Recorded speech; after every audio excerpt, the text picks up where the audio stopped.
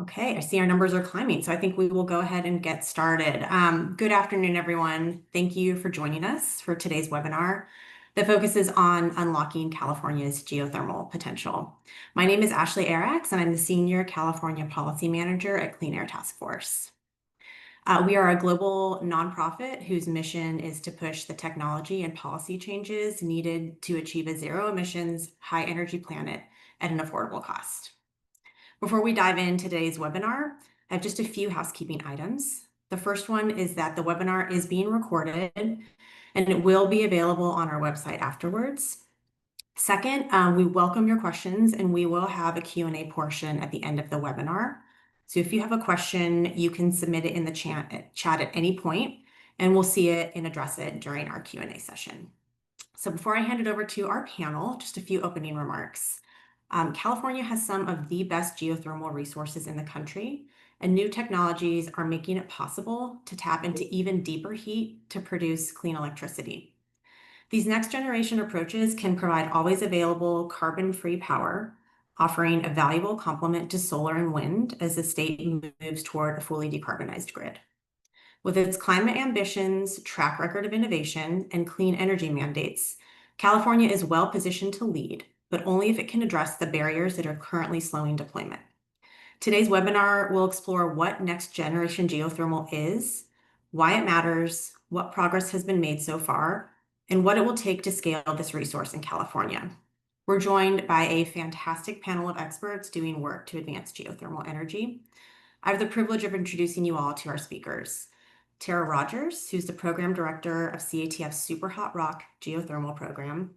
Ryan Tracy, who's the Director of Planning and Analytics at Sonoma Clean Power. Sarah Harper, who goes by Harper, the Senior Policy and Regulatory Affairs Associate at Fervo Energy. And Lucy Durago, who's the Chief Commercial Officer at XGS Energy. I'll now turn it over to Tara for an overview of next generation geothermal. Thanks, Ashley. Ashley, there we go. All right, so this is a long list of the value propositions. This slide often overwhelms me because the list is so long and I feel like a salesperson. So I'm going to start with just my favorite one from each category. And in the first one, this is describing why geothermal matters. And in this case, we will be focused on the next generation aspects of geothermal. But speaking broadly, the one in this first column that matters the most to me is the firm power, the clean, firm power. Presumably, for those that chose to listen to this webinar and have joined us today, already understand the value of the clean aspects, but the firm is often undervalued or at least not well understood. And in here, it's important to point out that geothermal, on average for newer plants, is outperforming every other form of electricity generation with a 92% availability, really when you need it. And as our grids, specifically California's grids, are slammed with new demand, I believe the recent CARB report suggests that we'll see 75% increase by the year 2045. And on top of that, 4 to 5 gigawatts of that is anticipated to come in the form of base load to service data management needs. For this, we need firm profile, reliable electricity. In the second category, focus on jobs. And it's not just a job. These are high quality, high paying jobs that also, not coincidentally, happen to pull directly from really well-tooled workforce in the existing energy industry, a way in which this data set of those that understand the subsurface best can transition into a new industry with abundant and ongoing needs. The third category, I like to focus on the land footprint because, again, when you compare geothermal to the many other resources out there, only nuclear shows up as more dense. And as we move toward hotter and hotter resources, we'll find that footprint starts to actually rival nuclear in the context of total land necessary to harvest the heat. Now let's talk about what it actually is. Could you go on, Ashley? I think my computer's lagged. There we go. Thank you. many of you likely know, California is very well endowed with heat. And on top of that, it actually has also been fortunate to have quite a bit of the naturally occurring, in the industry referred to it as hydrothermal, where the pocket of naturally occurring water, meteorological water, has been heated at a depth that is accessible to us today. Those regions are, for those in the industry that know, are in the geysers, that's in Northern California. You have quite a bit in the Salton Sea. Boy, am I missing in the Imperial County area. But what has changed as you move to the right in this diagram are these next generation techniques. Here, we don't need to find those unique locations where meteorological water exists, but rather are able to introduce our own working fluid, often and expected to be water, to the subsurface to collect its heat and then produce it at the surface going forward in a continuous circulating cycle. In this image, you'll see two caricatures of two distinct techniques. On the sort of in the middle diagram, you'll see what is referred to as EGS, Enhanced or Engineered Geothermal Systems. This is where fractures are either enhanced or created, and the working fluid, the water, exchanges heat when it is in direct contact with the rock, absorbing the heat and then migrating up that cloud of fractures out of its producing well. Then as you move to the right, you have the closed loop solutions. Here it is exactly as it is described, where the working fluid, the water, is injected and circulated in the subsurface, but the heat exchange occurs in the wellbore and not when it is in direct contact with the rock. Next one. So in that previous slide, we talked about the techniques. So right now we're seeing pure EGS, where the fractures are enhanced or created. We're seeing pure closed loops, and there are some hybrids therein. In this slide, we're looking specifically at the formations and the way we refer to it as the resource. Off to the far left, where you see conventional geothermal systems, this is that hydrothermal option where you find that pocket of hot water. And in its rosiest, most optimistic predictions, nobody anticipated that geothermal from these naturally occurring pockets would ever exceed more than 1% of the total energy consumption or energy portfolio. But just last year, the International Energy Agency put out a new report, the future of geothermal. And in that, they now predict geothermal to compensate for nearly 8% by 2050. And the biggest mover there is the techniques that are being used that we just walked through, that EGS and closed loop approaches to dry rock. Now, I'm referring to that as 2.0 because the way that we're doing that is by using tools and materials directly off the shelf today. Many times these entrepreneurs and startups are actually leaving oil and gas and other energy industries and entering the geothermal using the tricks and tips and understanding that they have in that industry. Now, it's important to point out at this time, though, that those tools and materials were not designed for heat recovery. That is not why they were created, but they happen to work for this. As now the market is much bigger, we finally have the open excuse to continue to do the R&D, to create the tools and materials that will make it possible to do 3.0, which is what we're showing in the far right. And that is by going to these higher and higher enthalpy systems to drive down the cost and make geothermal possible in more locations on the Earth's surface. Go ahead, one more slide. On that note, just to give a sense of abundance, California is well endowed with heat. Now, these numbers look astronomical, but what I want to emphasize here is that 1%, because otherwise, let me say it a different way. We estimated the heat potential and therefore the energy potential of the resources below California within accessible depths. So and we stripped away 99% of them, assuming that there may be higher and better uses of the surface, perhaps, for example, national parks or cityscapes, farming, etc. And even then, 1% creates 13 times what California consumes today. The opportunity is immense.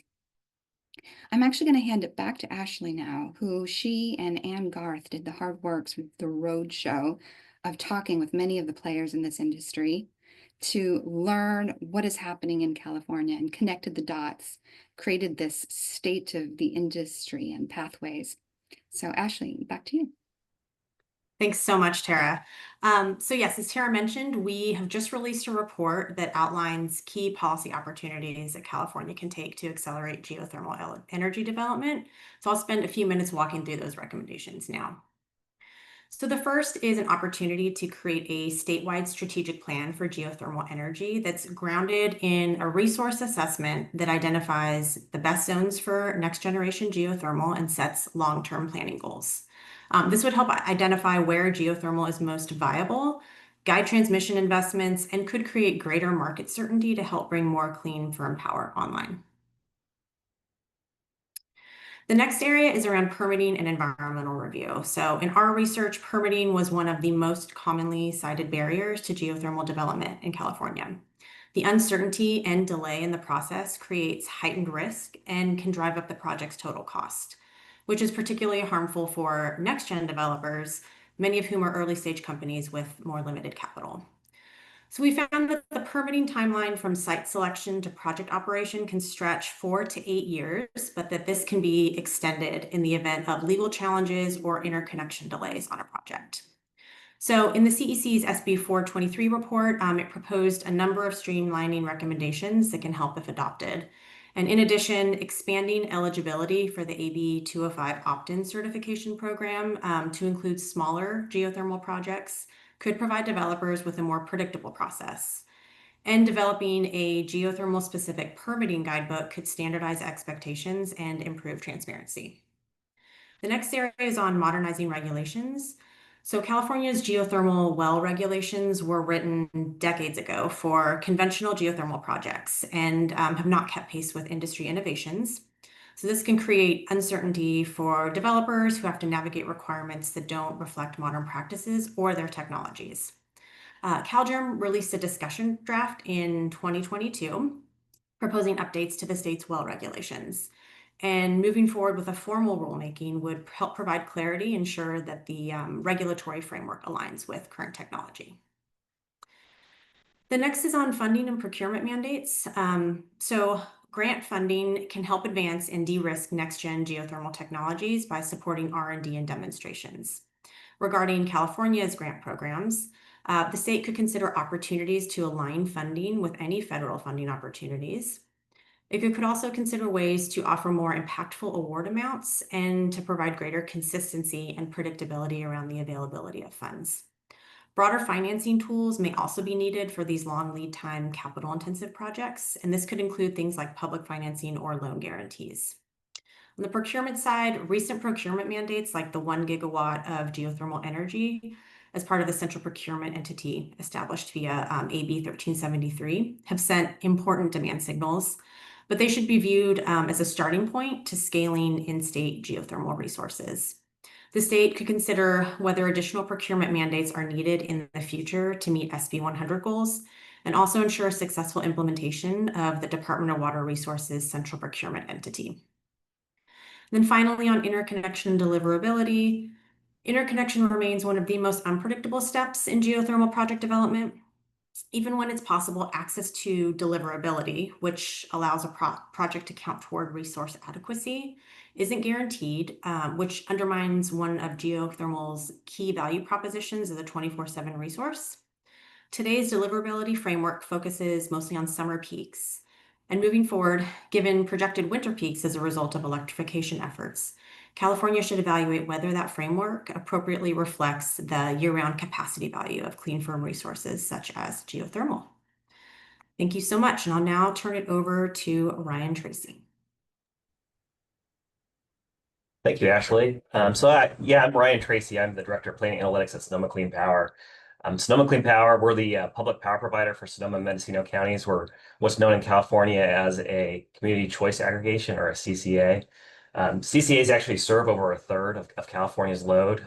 We procure generation resources on behalf of our customers that are then delivered to customers using the existing infrastructure from the investor-owned utilities. Sonoma Clean Power, we've been around since 2014. Geothermal's always really been something very important to our energy portfolio. Our first contract that we signed was actually a 50 megawatt contract with the geysers, which is just in our backyard.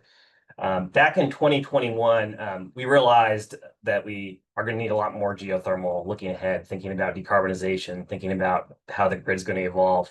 And we started a project called the Geothermal Opportunity Zone, or the Geo Zone, that I'm going to talk about today. That's really provided us some learnings on barriers and opportunities to really move geothermal forward. Next slide. Before diving into that, I want to provide a little perspective from a utility on our view of geothermal demand in California. There's a lot of discourse nationally about the need for clean firm. A lot of that's around data centers. But we actually see a lot of demand already in the market for geothermal in California from utilities themselves. And this has been driven by a confluence of factors. So, the number one being that Ashley touched on is procurement orders. So back in 2022, the California Public Utilities Commission issued an order that all those serving entities, including CCAs like Sonoma Clean Power, procure a gigawatt of clean firm power. By now, the due date is by 2031. And it's difficult to overstate the importance of that procurement order in sending a signal to the geothermal market. Looking at the availability and interest in investment in geothermal before and after that order is like night and day. It's really a lot of visionary thinking and putting that forward. And it's really kind of driven a lot of change. Not long thereafter, the state legislature passed legislation that created a vehicle for which the California Public Utility Commission could also order state procurement. And that procurement process is Assembly Bill 1373, has manifested in another gigawatt of state facilitated procurement of geothermal, which has led to 2 gigawatts of demand signal for geothermal into the early mid 2030s, which has been incredible in driving market interest in geothermal. Outside that, there's a lot of other factors that are driving interest in geothermal too. So back in December 2022, California navigated really a kind of an energy price crisis. We had in December 2022, wholesale prices in Northern California were over $250 per megawatt hour average across the whole month. And I think that event really kind of opened eyes to kind of the fragility of needing energy supply in the wintertime. I think a lot of the focus before had been on summer peak conditions. And indeed, after that event, now you look at energy forwards for California and utilities thinking about managing their energy cost portfolio. And there was a fundamental shift in the outlook for energy costs that shows now that winter is really kind of the more expensive time that we need resources, which obviously the other tools that we have in our toolbox, like solar, really don't fit. But geothermal is an excellent fit for meeting that need.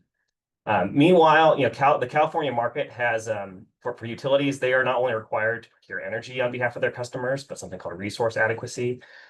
Resource adequacy is basically a procurement of capacity to be on standby for reliability requirements. And a lot of the ways that utilities currently are meeting the resource adequacy needs is, they'll procure their renewable fleet, they'll procure solar and wind to meet their renewable needs. But then they'll have to contract with the natural gas power plant for a capacity contract to provide standby. And the nice thing about geothermal is it actually provides both. It provides, both energy and it provides firm resource adequacy across all months. So it checks both boxes at once, which really increases the market value of that product. And the way that the resource adequacy process has been evolving, geothermal continues to see more value in that perspective. The other factor is the state climate goals. Now we're, as a state, we're reaching kind of 50% renewable penetration. And as we start further decarbonizing the grid, it really becomes more and more difficult to do that without solutions that provide energy throughout the year, throughout the winter. It's not feasible to overbuild solar and storage to meet those winter needs. So a product that's clean, firm is going to be really important to meeting that last kind of tranche of decarbonization. That alongside, the state is still ambitiously pursuing electrification of transportation and of buildings, which is driving demand disproportionately in the wintertime. Again, making geothermal an excellent product. The other thing too is I think a lot of for the procurement orders in meeting near-term demand, there's been a lot of procurement out of the state. And I think that we're quickly realizing that there are a lot of constraints in the transmission system and relying on out-of-state resources, which is why this initiative by Clean Air Task Force is so important about specifically looking at unlocking opportunities in California. We're already Sonoma Clean Power. We're already, using a lot of our import capacity for either geothermal contracts in the near term or big wind projects that are out of state. And it's really important we start finding opportunities that are more local. This graph on the right here, I already talked about those first two bars about the how procurement orders are driving demand for geothermal. The Public Utilities Commission has already also looked at how much geothermal we would need if we wanted to retire our gas fleet with 5 gigawatts of potential demand. And the National Renewable Energy Laboratory and the EGS Earthshot looked at not just from a supply angle, but from a demand signal of how much the grid needs. And we're seeing upwards of 27 plus gigawatts long term of needs. So there's really high demand for geothermal in California. Next slide. So Sonoma Clean Power's Geothermal Opportunity Zone was our initiative to give us agency in trying to increase the availability of resources to meet this demand. And we realized kind of the conventional relationship of just being an off taker wasn't going to bring the type of resources we need to the market quick enough. So the GeoZone takes a couple different approaches to doing this.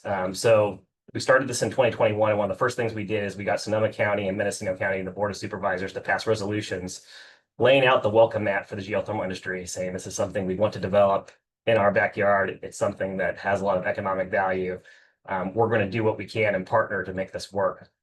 The other component of Sonoma Clean Power's Geothermal Opportunity Zone is we're offering upfront commitment to offtake electricity, even before necessarily pricing is known or a lot of the details are figured out. That really gives the geothermal industry visibility, and that their investments in our region are going to result in contracts that they can monetize. Another part of the GeoZone that I think we've really seen as valuable is we've created these public-private partnerships where Sonoma Clean Power facilitates community engagement. So geothermal companies that want to develop in our region, we host town halls to be able to increase awareness and get visibility on the types of concerns that the community has, and also network industry with elected officials, with agencies, folks that they're going to really need to be partners in making geothermal successful. And another component of our Geothermal Opportunity Zone initiative is that we're an advocate in both the legislative and regulatory arenas. And I think that's especially valuable in today's context where affordability is really concerned. Having utilities show up in these arenas and say, this is why we need to open the door for geothermal. We're not a greedy, industry player that's just looking for, easier regulations to play by. We're saying, hey, we're a public agency. We're trying to procure clean energy for our customers. To make this affordable, we need to change some things to make California more viable for development. Next slide.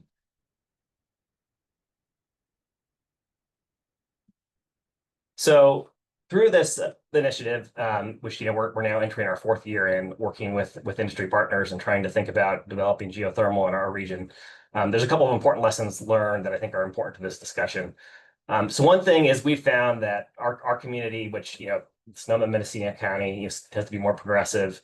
They actually are very receptive to industrial development from trusted voices. I think going back a year, I think or a couple of years when we thought about bringing in oil and gas players, talking about hydraulic fracturing and EGS, I think we were worried that was going to be a really uphill battle. And I'm not going to say that it's not an easy thing to overcome, but we found that having trusted voices from the Department of Energy, having Sonoma Clean Power as local public power provider, we're able to build interest in attracting these technologies to California. EGS, hydraulic fracturing, those are things that I think California is open to considering given the potential benefits from an affordability and climate angle. Another lesson learned we found is that the California Environmental Quality Act really adds a lot of risk for industry, specifically around the exploration process. That they have to go through a burdensome permitting process just to be able to see if a project is viable.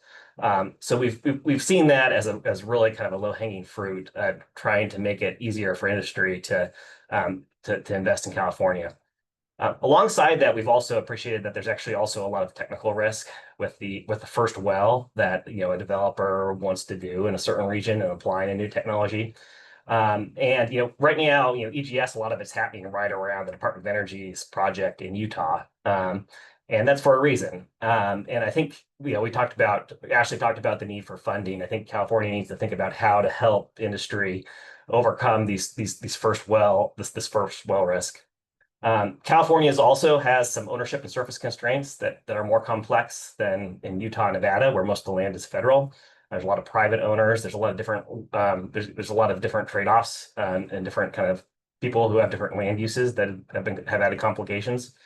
Another one too is interconnection, which Ashley flagged. I think with FERC Order 1920, this first ready, first serve model is not necessarily advantageous to geothermal projects, which are by their nature, complex and long term. So we've been really looking at opportunities to try to voice that geothermal needs more visibility on interconnection quicker. And then I think another lesson learned that we found is that labor and NGOs like Clean Air Task Force are really important allies in California to really build a coalition. Then last slide. Cool. So real quickly, I think I wanted to go over some of the next steps that Sonoma Clean Power is pursuing. So one is we've got a legislative package this year in California with 2 bills that are still progressing to try to open the door and attack key challenges for geothermal development. Another one is we're looking at kind of reinvigorating GeoZone. We had 3 original partners that we contracted with from 2022. We're looking at opening the door to new partners later this year. We're also looking at improving resource characterization and trying to figure out proactively what surface constraints are for geothermal development, where are areas that should be off limits due to ecological constraints, where are areas that are kind of no-brainer opportunities to develop. We're also looking at finding state grant funding to support some of the first well risk issues that I talked about, looking at opportunities like the Greenhouse Gas Reduction Fund or the EPIC funding from the California Energy Commission.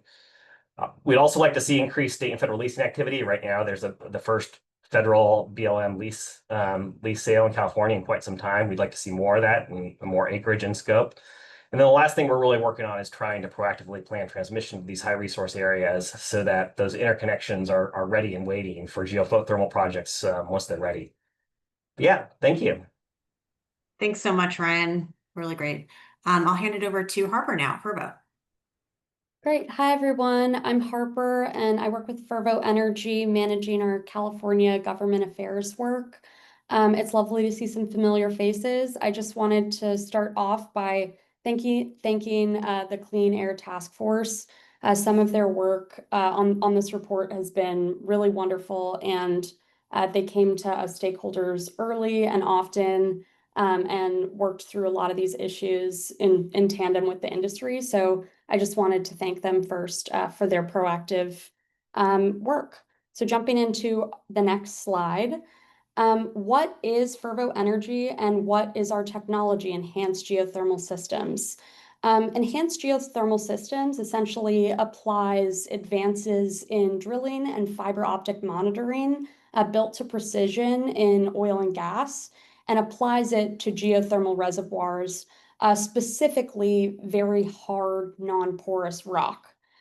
So what this does that's different than conventional geothermal is allows us to engineer our own fracture networks in a variety of new geologic conditions previously inaccessible by conventional means. So how it works is we drill down vertically around 8,500 feet. And then off of that main well, we will drill multiple horizontal laterals, about horizontally 5,000 feet. And between those laterals, we will create fractures that allow water flow deep down in the earth in that very hard, non-porous rock, where we're able to collect heat and then pump it to the surface, where it interacts with the heat exchanger and then produces electricity. And essentially what this does and why it's a game changer in the geothermal industry is that it's allowed us to be flexible and no longer limited by optimal Icelandic conditions, which you would need by conventional means. Our subsurface engineering eliminates boutique project risks that you see typical in conventional systems. And also, we're able to scale fairly rapidly because we can access existing capital and workforce from the oil and gas industry. It takes us about 2 days to retrain an oil and gas worker who's worked on a similar rig in that field to work on one of ours. So moving on to the next slide, why does this matter and why should we really care about this advancement? And that's largely because EGS unlocks geothermal's full potential and specifically market potential over 50 times what conventional geothermal could. And this is because, again, that engineering allows us to access more rock formations than you could by conventional means. And as you can see, California is a hotspot. But also, this has opened up opportunities to conduct geothermal projects really all around the country. And I think the future is going to hold a lot of geothermal energy potential. Moving on to the next slide, why this matters specifically for California.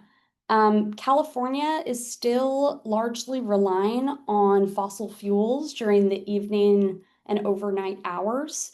Despite making some really wonderful progress on bringing online a lot of different renewables like solar and battery, we're still relying on fossil fuels to meet our reliability needs. And since we have these very ambitious clean energy goals, the question is how are we going to fill that fossil fuel gap? And the answer is really through geothermal. This is the most viable technology today that is being deployed at scale that could possibly meet this amount of demand so that California can truly transition off of fossil fuels. Moving on to the next slide, this is where Fervo is at today. We have our first sort of proof of concept where we showed that you can drill into this very hard rock formation, granite, which had never been done before with this technology. We proved that we could do that and engineer our own fracture networks and produce electricity. We proved that in 2023. And from that proof of concept, we were able to bring together our first greenfield project, which is Project Cape, and that's in Utah. Right now, it's currently fully contracted at 500 megawatts, fully contracted with California LSEs for 500, and that's load serving entities, 500 megawatts. We're fully permitted to produce 2 gigawatts, and that site alone has 5 gigawatts of resource potential. So we see that site providing a lot of power, clean, firm power for the state of California into the future. And moving even further into the future, we see a lot of opportunities to expand with more projects, including in California. We have lease positions in California, as well as in many other states across the West. So moving on to the next slide, one of the ways that we are working to expand is by unlocking energy affordability and cutting costs at pretty much every area of our business. And I'll give this example that we've been proud of is cutting the time that it takes for us to drill our wells. In the geothermal industry, drilling costs can account for over 50% of project capital expenditures, and drilling time accounts for over 75% of a well cost. So by cutting the time that it takes to drill wells, we're unlocking a lot of cost savings. And just in this example of our wells, we've reduced our drilling time by over 70%. And again, this is only one example of an area of our company where we're cutting costs.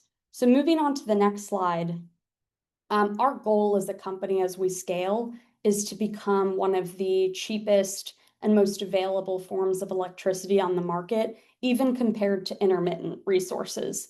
And that's saying a lot for a firm technology. And our progress, as well as a number of different technological advances that we've made, have actually unlocked the advanced case of the NREL's technology baseline estimates, as well as DOE targets for where our industry would be at this point in time. So in other words, we're more than a decade ahead of what was anticipated. So this is really great news for our grid. Moving on to the next slide. I also wanted to talk about what this means for our local environment. EGS, and why I'm really excited about this technology and why I decided to work in this industry is because of its low environmental impact.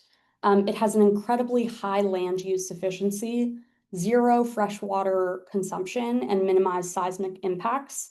So first starting with land use efficiency, for every megawatt that we generate has a very low land use impact. So I tried to fit this chart into the slide, but EGS, you can barely see it. It's the little box in the right bottom corner of that land use efficiency graphic.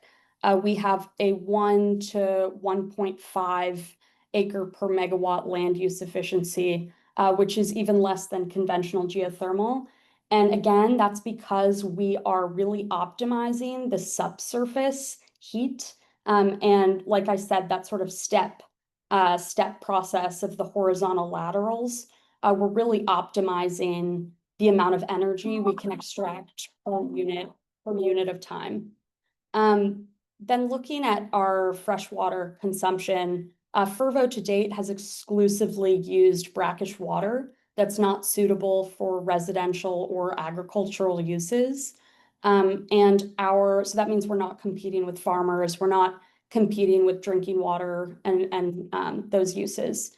And our operations are also non-consumptive because again, we're in that sort of closed loop, very hard geologic condition where we were able to pump water through without losing water. And all with minimized seismic impacts. So in this chart, you see the blue dots are natural occurring earthquakes in the Cape Station region, and the red dots are Fervo-induced seismic events. As you can see, we've kept it very low, and we take it very seriously, follow a specific stoplight system for managing induced seismicity. And our goal is to minimize any environmental impact and maximize power opportunity. So moving on to the next slide, and to sort of put a bow tie on it, really all of this is possible because of the communities in which we've operated in. And Fervo really prioritizes these long-lasting relationships with our communities around our sites. We work closely with the economic development folks in Beaver County, Utah, to bring local jobs to the region. And an example of how we've done this is by developing a first-of-a-kind geothermal apprenticeship program in partnership with Southern Utah University that's allowed a lot of local folks to get training so they can go back to their communities and work on our site. Right now, we have 5 positions open on our website that are only for local folks to the region. And those are also for folks with little to no power plant experience. And in those roles that we have posted, we've committed to extending the onboarding process for those folks to get them fully trained in the skills that they would need in order to work with us on our sites. So next slide, and just closing up, I wanted to, again, thank Clean Air Task Force, and I appreciate the opportunity to speak and talk about this exciting technology. Thank you. Great. Thank you so much, Harper. Lucy, over to you. Terrific. We'll try to keep it brief here, as I think we've had a number of great topics covered across the panel and want to leave a few minutes for questions. But similar to Fervo, XGS is a next generation geothermal technology and project developer. We're actually headquartered in Palo Alto in Northern California, and are rapidly growing our workforce to support deployment of a proprietary technology we've developed that unlocks geothermal energy at scale in locations that haven't been contemplated for naturally occurring geothermal systems in the past. We're really thrilled to have some terrific partners alongside us, many with their own California footprints. In particular, I would highlight Constellation, which is one of the large load-serving entities in the state, as well as more recently Meta, with whom XGS recently announced a 150 megawatt geothermal project to support Meta's data center activities in the New Mexico region. If we go to the next slide, XGS is developed a next-gen geothermal system, which is its own varietal of engineered geothermal, and already heard a couple great points on what that means. But just to echo, what we do is we specifically engineer subsurface wellbores so that we can tap hot rock systems that don't necessarily have the water and geology conditions that are needed to deploy conventional historical geothermal technology. So what this does is it unlocks orders of magnitude more scale for geothermal resource and the clean, baseload, reliable energy attributes that come along with it. Won't click into the details here too much, other than to say we do have a distinct approach that makes it easier to do this in a low water impact way, and use some special material science to enhance our energy production and deliver affordable, reliable energy over long time frames.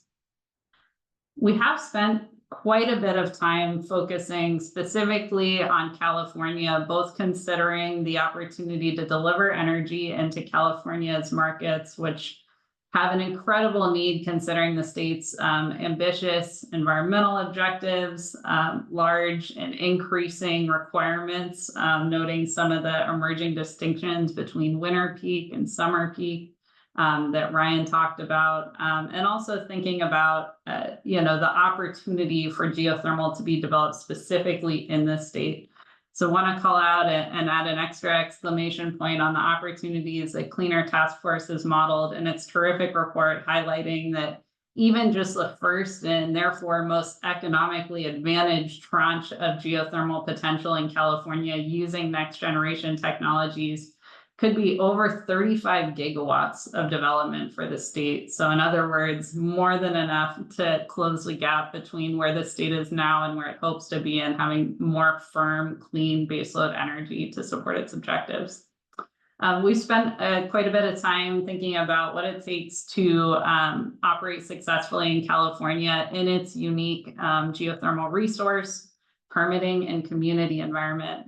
We're going to be sharing quite a bit more about this in the news cycles to come, but we have recently completed a commercial scale project in Central California where we both permitted our geothermal system following all required California regulations, and then demonstrated its operations in a California field, collecting over 2,000 hours of operating history for this quite unique and first of a kind geothermal system. And what this is doing is supporting our advancement of a pipeline of projects cited in California, and demonstrating how, with this new class of engineered geothermal technologies, we can unlock geothermal potential and attributes in places that we never thought before. And our hope is to do this in an extremely efficient way that is relying upon a mature supply chain from the historical oil and gas industry, some really talented local engineering services partners, but of course we are going to need quite a bit of partnership and engagement from the folks on this call and many others to continue to improve California's policy and regulatory environment. So with that, we'll just close out by highlighting a few of the areas in which we see an enormous opportunity to continue to improve and enhance California's policy environment to support the development of orders of magnitude more geothermal that can support the state's environment, affordability, and overall reliability objectives.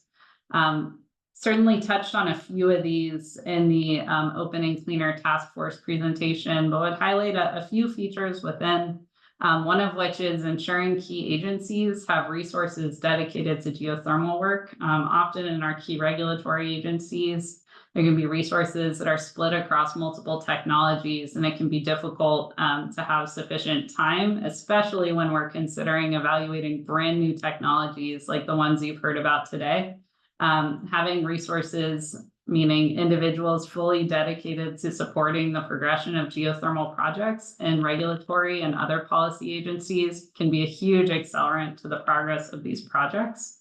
And also really critical for ensuring that we have folks within the state who are already well-versed in some of this emerging technology. And so through that learning process can actually unlock much faster multi-project approval in parallel. On the interconnection front, I want to highlight that there are some challenges for geothermal in the business as usual approach. Our interconnection system is specifically set up to support largely technologies that have already been mature for a number of decades. For geothermal, many of the innovations you've heard about today have just taken place in the last couple of years. So we're at a really exciting era where the technology is ready to deliver megawatts at scale. But in many cases, the project deployment is getting held up by, for example, in California, the next opportunity to enter the interconnection queue is not expected to come until Q3 or Q4 of calendar year 2026. So even if you have these projects and you're ready to put them into the queue, you're stuck in a holding pattern.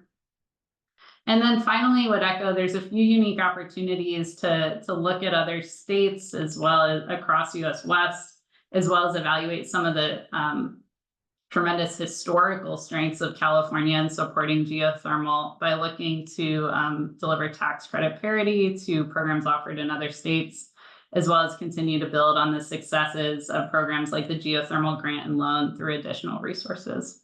So with that, we'll say thank you for the time and for the platform to speak with you today. Thanks to my fellow co-panelists here, and look forward to continuing the dialogue. Wonderful. Thank you so much, Lucy. And thanks to all of the panelists for your excellent presentations. We're going to move into the Q&A portion of the webinar today. So we've already received several questions. If you have questions, please put them in the Q&A section. The first question we received is with respect to the permitting guidebook recommendation. Is the DOE geothermal regulatory roadmap from around 2014 helpful? And I can take that one if folks can add on. I would say yes. And in our research, we found a lot of existing roadmaps and some California specific, some not. But our intent was that this recommendation should help build on the excellent work that is out there. We also added some details about state level permitting in our report as well. And I think moving forward, the consideration of how the state agencies in California are integrated into the process of developing a guidebook is important. And there are some models out there, particularly the GoBiz-led ZEV permitting guidebook process. And also just ensuring that any permitting guidebook takes into account differences between conventional and next-gen techniques is going to be important. So really appreciate the question. The next question this one is for you, Ryan, although others may want to respond as well. Can you discuss developing geothermal in your target regions or counties versus bringing the power in from attractive resources in adjacent states? Sure, I'm happy to talk about that. So yeah, the reason, there's a couple of reasons why we're specifically focused on local geothermal resources rather than looking at things out of state, although opportunities out of state are still kind of in the picture. So I think one of the most important factors is we see geothermal development as a local economic development opportunity. We see a lot of value in building projects in our backyard that not only provide energy to our customers, but also create long-term jobs and tax revenue for our counties. So we really prioritize trying to look at opportunities locally. But also as a utility, there's two things we're really looking at when we think about trying to procure resources to meet our needs. So one is to be able to satisfy our our resource adequacy capacity obligations, we need to be able to import a resource that's out of state. And currently we have a limitation on how much we can import. And we're using a lot of that, and a lot of other utilities are using that for big out-of-state wind projects. So there's really limited availability for us to import resources until more long-distance transmission is built to California. The final factor is, we're really procuring resources to offset our load costs. So we want, and the problem is with import resources, especially for utility in Northern California, is a lot of those import resources deliver through Southern California, and they're not necessarily well correlated with our load costs. So there might be really low energy prices in Southern California, so we're not getting and high energy costs in Northern California for our load. And a contract or a PPA with a resource that's delivering through Southern California might not be a great hedge. So those are considerations we're thinking about when we're thinking about where we procure from. That's really helpful, Ryan. Does anyone else on the panel want to add any perspective on that?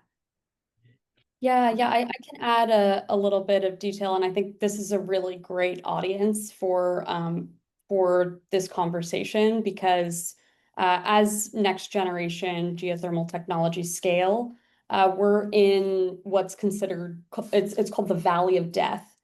And the Valley of Death happens with a lot of technologies. It's as you scale between, when you've developed a couple of projects, but when you really take off and you're able to develop projects anywhere. And one of the best ways to make it through the Valley of Death is using regulation and policy and government support to help boost industries really into the full deployment phase. And opportunities for that are, access to low cost of capital, low interest loans, and leveraging different state level financial vehicles as well to help bring technologies to the region. So I wanted to highlight that point, and this is a great audience to have this conversation. Great, thanks so much, Harper. The next question coming in, Lucy, this one's for you. Charlene's wondering where your project is located in California. Sure. We're not disclosing the location at this time, but keep your eye on the news. Future exciting news. Okay, we don't have anyone representing IOUs on the panel, but we did receive a question. What should investor-owned utilities do to help support / accelerate the adoption and scaling of EGS? I can take a stab at that as a public utility. I think one of the big things that we can really change or kind of flip the narrative on for California is making interconnection easier for geothermal power plants. So having an interconnection ready and waiting for a geothermal project. That would actually put us above, competing states in Utah and Nevada, where they're having to go through NV Energy or PacifiCorp's interconnection process. And a lot of times they're trying to deliver that energy to California. So I think if utilities can be an effective voice in helping the Public Utilities Commission prioritize building transmission to areas, those purple areas on the Clean Air Task Force map that are likely to be kind of the first tranche of projects, I think that could really increase the universe of possibilities to really move EGS forward. I'd like to add on to what Ryan just said there, because I think transmission is often overlooked, especially when it comes to first-of-kind facilities and opportunities to really demonstrate. We know where the heat is shallow. We know where the subsurface is well characterized. So in the moment in time where we are, that we're trying to demonstrate fast and furious the abilities and sort of the abundance of this, and also how fast we can drive down cost, driving transmission to those locations is for lack of a better word, a no-brainer, just like Texas did for their known resources. And so thinking long and hard around transmission, and then also arguably leaning into new capabilities that help us model the grid needs and that interconnection timeline. I think it is, given our ability to manage mass data now significantly faster than we have in the past, there's no good reason for us to be waiting 3 years, 5 years, however long the queue is taking each time. So I think that there is an opportunity there to speed that up and provide a bit more pathway for these companies to demonstrate quickly. I'd love to highlight a point Tara made, which is around the data systems modeling, and in particular to highlight that a lot of the value geothermal brings is system-based in nature. What I mean by this is when we think about attributes like affordability and reliability, a key role that geothermal plays is in helping averaged cost of those delivering those attributes at a grid level. And that's something in any utility service territory across the world. We're still relatively immature at factoring into overall resource and project evaluation and comparison approaches. So certainly California is a real centering and convening point for the next wave of technology. Should have a unique leadership role in integrating big data approaches and integrating more and faster parallelization of grid scenario work to help demonstrate the incremental value that geothermal can deliver in a much more meaningful way than current modeling approaches often reflect. That value of some of these system attributes. Wonderful. We received just an FYI from this that the CEC is seeking R&D ideas under its 2026 to 2030 EPIC investment plan, with a call to consider submitting geothermal R&D project ideas through the docket that is linked on the website. All right. Okay. Ryan, this may be a question for you or just the entire panel. So you said that permitting for exploratory wells is burdensome. Is there an approach where a county could create something like a zoning ordinance that would state that exploratory wells can be permitted on a ministerial basis as long as they meet certain criteria, so that only one CEQA process is required when developing that master plan rather than individual decisions for each well, or some other approach like that to reduce the decision burden for each proposed exploratory well? Yeah, no, I think that's an excellent concept of trying to create kind of like a programmatic approach to exploratory permitting. We are currently running one bill, Assembly Bill 527, that does set some kind of gold standard requirements for exploratory wells to meet before getting a CEQA exemption. And that's one approach. I think another approach is thinking about these more programmatic ways to do it. By its nature, exploratory work is temporary, and I think that's one thing we're trying to highlight is that, we're looking for projects that allow a rig to move in, drill a well to collect subsurface data. And if there's not a project there, then remediating the site back to its original conditions. And we're really trying to figure out how to make that process as easy and as kind of common sense as possible. So yeah, there's a number of different ways to pursue that. I wanted to add a little bit of a developer perspective on CEQA. I think one of the main challenges with CEQA is the fact that it's different than other states, and uniquely so.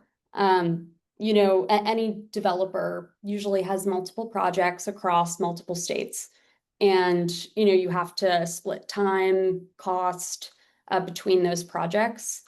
And it's very helpful when there is alignment between different processes across states, because what that means is that, the staff at the developer can go and with confidence say, okay, this process, based off of our experience in other states of going through it, is going to take this amount of time and at this cost, and that helps us attract financing.